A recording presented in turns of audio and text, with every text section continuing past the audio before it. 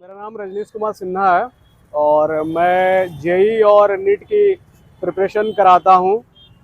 Physics पढ़ाता हूँ मैं। और मैं आचार्य जी से लगभग 2 साल से यूट्यूब से जुड़ा हुआ हूँ और 4 महीने से लाइव सत्रों से जुड़ा हूँ मैं। आज मैं क्लाइमेट चेंज के बारे में कुछ बताना चाहता हूँ कि एक्चुअली में क्लाइमेट चेंज है क्या और क्लाइमेट चेंज से प्रॉब्लम क्या होने वाला है।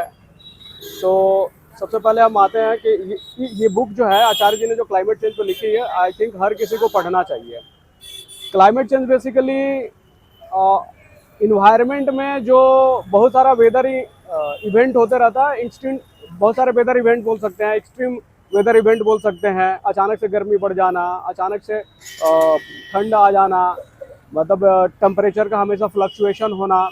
जैसे कहीं पे अचानक से बाढ़ आ गई और अचानक से कहीं पे लैंडस्लाइड हो जा रहा है। कैलिफोर्निया में वाइल्ड फायर हुआ था, वो भी क्लाइमेट चेंज के कारण ही हुआ था। कुछ साल पहले जो ऑस्ट्रेलिया में जो आग लगी थी, तो वो भी क्लाइमेट चेंज के कारण ही हुआ था। लेकिन लोग इसको समझ नहीं पा रहे हैं ठीक से।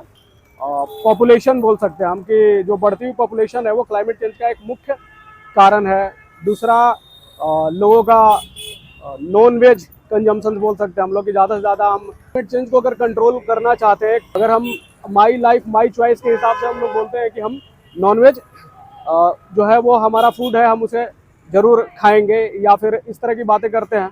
लेकिन हम कभी ये नहीं सोचते हैं कि जितना ज़्यादा हम मांस पे या नॉनवेज पे डिपेंड रहेंगे उतना ही ज़्यादा ग्लोबल वार्मिंग या क्लाइमेट में असर पड़ता है।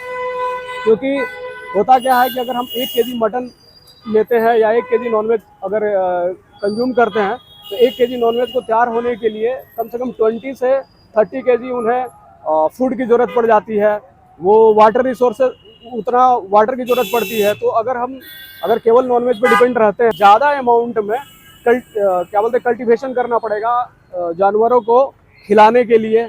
और उसके लिए क्या करना पड़ेगा, पेड़ काटना पड़ेगा, डिफोरेस्टेशन होगा। तो वो एक बहुत बड़ा कारण है क्या बोलते हैं क्लाइमेट चेंज का।